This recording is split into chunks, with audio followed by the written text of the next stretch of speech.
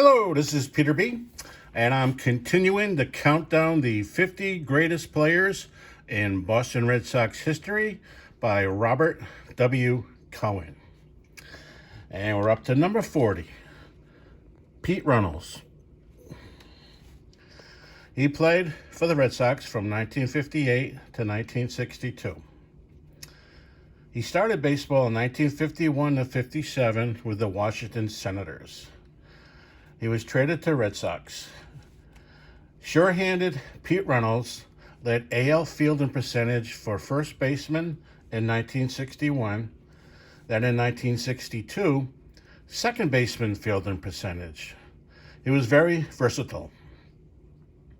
He wasn't much of a hitter with Washington, but when he came over to Boston, he was tutored by Ted Williams, and Ted developed him into a solid line drive swing hitter, and he hit over 305 times for the Red Sox, capturing 2 batting titles.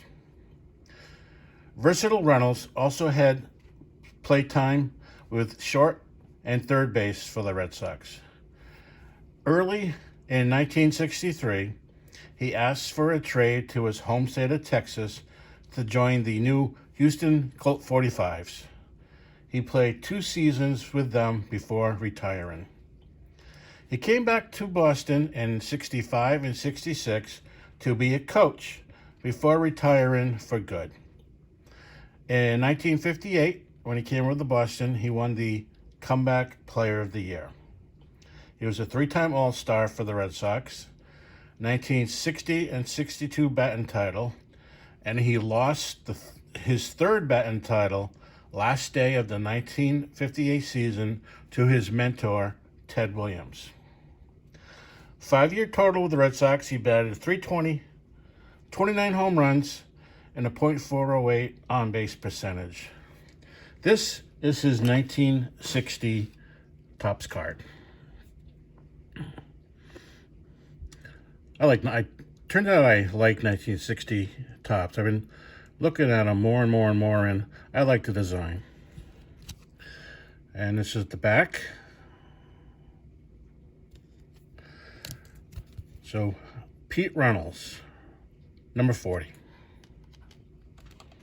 Number 50 is Billy Goodman.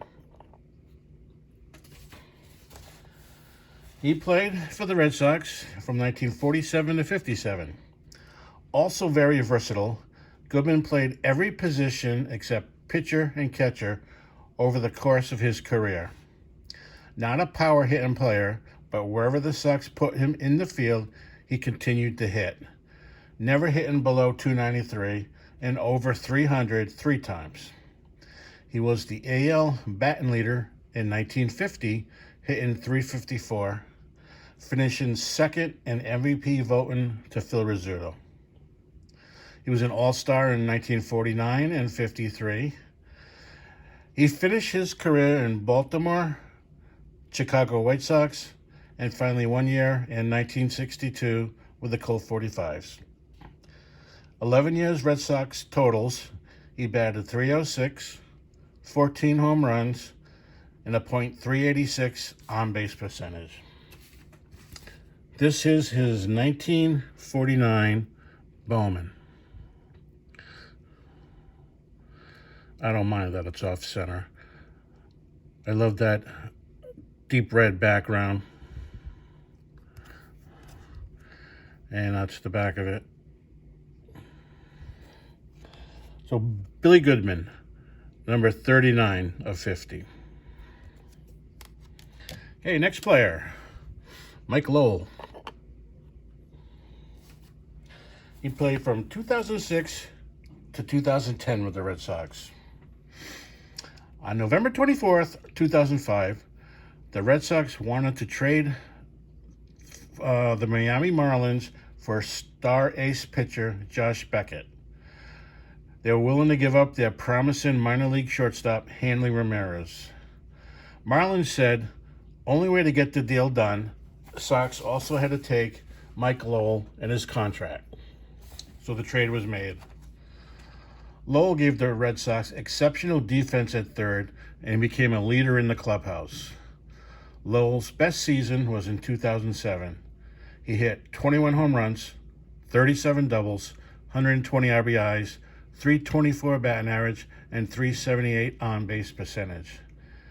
He led the Red Sox to a 2007 World Series win and was named World Series MVP.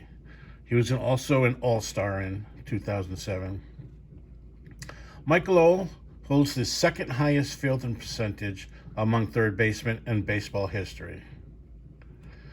His 5-year Red Sox numbers are .290 batting average, 650 hits, 374 RBI, and a .814 on OPS. This is his 2007 Topps card. I love the black borders. Reminds me of the 1971. Mike Lowell happens to be one of my favorite players, so I really like this card.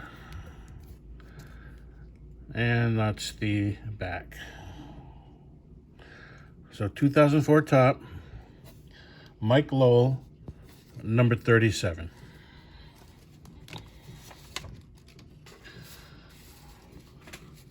Number 30, nope, where is he? Hold on. He's number 38. Number 37 is Johnny Damon.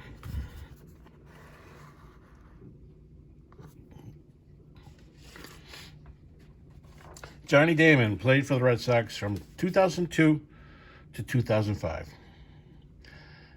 After playing 6 years for the Kansas City Royals and 1 year for the Oakland A's, Damon joined the Red Sox in 2002 as a free agent for a 4-year, $31 million contract. Red Sox now had a leadoff hitter with great speed and a center fielder that could cover not only his territory, but parts of left field for the struggling fielder, Manny Ramirez. In 2004, he kept the clubhouse in a light mood as being one of the self-proclaimed idiots. His best year was in 2004. He was the catalyst for the Sox all year, including winning the World Series. After the 2005 season, he became a free agent and signed with the Yankees. He played for New York for 4 years, then Detroit 1, Tampa Bay 1, finally Cleveland 1 year. His 4-year Red Sox total, .295 batting, 98 stolen base, 803 OPS. And this is his Topps 2004. Nice action shot with a green monster back there. He did have a pop gun, or not a good arm. So he's probably just barely making it to Nomar Garciaparra in that photo.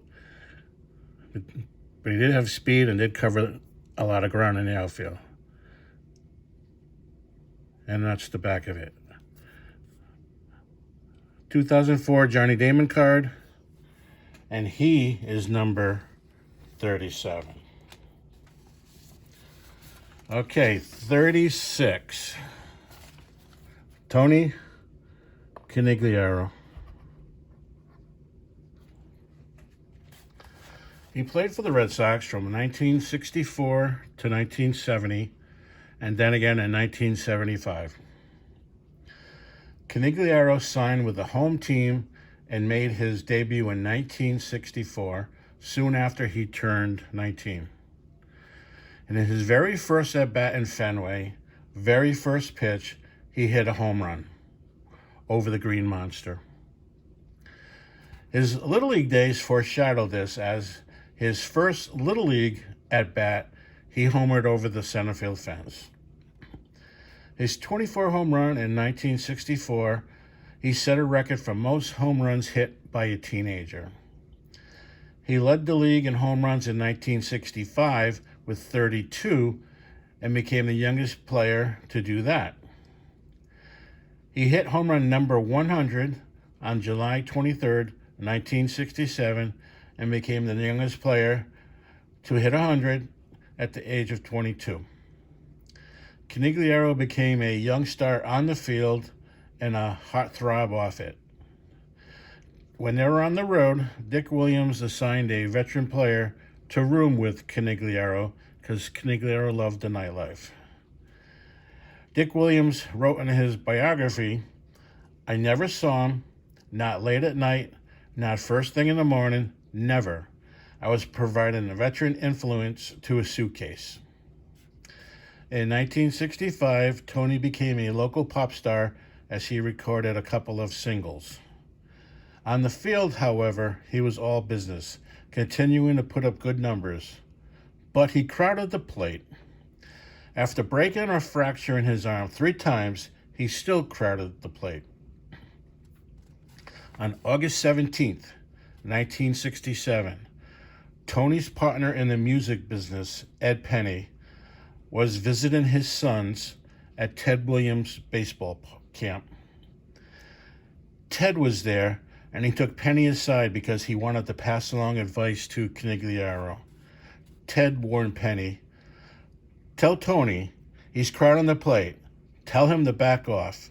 It's getting serious now with the Red Sox."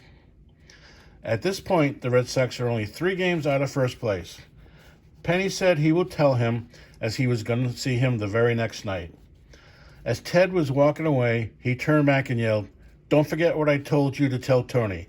Back off because they'll be throwing at him." Penny did tell Tony the next night before the game, August 18th, 1967. But Tony was in a slump and later told his brother Billy, who was also on the team, he couldn't back off because the pitchers wouldn't take him seriously. If anything, he was going to dig in closer. Playing the California Angels that night, in the 4th inning, a fastball struck Tony in the face. Just missing his temple, it hit his left eye socket and cheekbone. He was fortunate to escape with his life. His vision became very bad, and he had to sit out the 1968 season. He did learn to reposition his head so that his right eye would see the pitcher release the ball. In 1969, he made it back to the bigs and once again had a homer on opening day. He put up good numbers that year and won the Comeback Player of the Year. Tony also put up good numbers in 1970, but the Red Sox could tell his vision was getting worse and worse and traded him after the season. This stunned the Red Sox fan. 1971, he was playing for the California Angels, and his headaches returned and his vision worsened. He was not putting up good numbers and retired July 9th, 1971. Tony sat out 1972, 73, 74, but kept in shape. In 1975, he asked Boston for a comeback. They tried him out at spring training, and he did make the club and was in the starting lineup at DH. But it wasn't working out. He was batting only .123 on June 12th.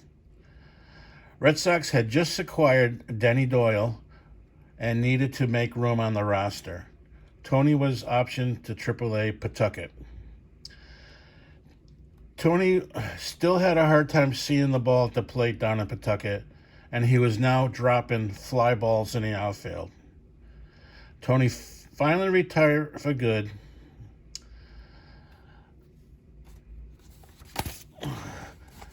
Out of his playing days, he became a broadcaster in Providence and then San Francisco. In 1982, Tony learned that Ken Harrelson was leaving his job as color commentator with the Red Sox station TV38. He interviewed for the job on his 37th birthday, January 7th, and he got the job. On January 9th, brother Billy was driving him to the airport as Tony had to fly back to California and pack his things. On the way to Logan, he had a heart attack in the car. He was rushed to the hospital, but he suffered irreversible brain damage. He lived another 8 years, but died February 24th, 1990. Tragic story of a young, promising player. His 7-year totals for the Red Sox, he batted .267, 162 home runs, 501 RBI, and a .819 OPS. This is his 1967 Topps card. And the back.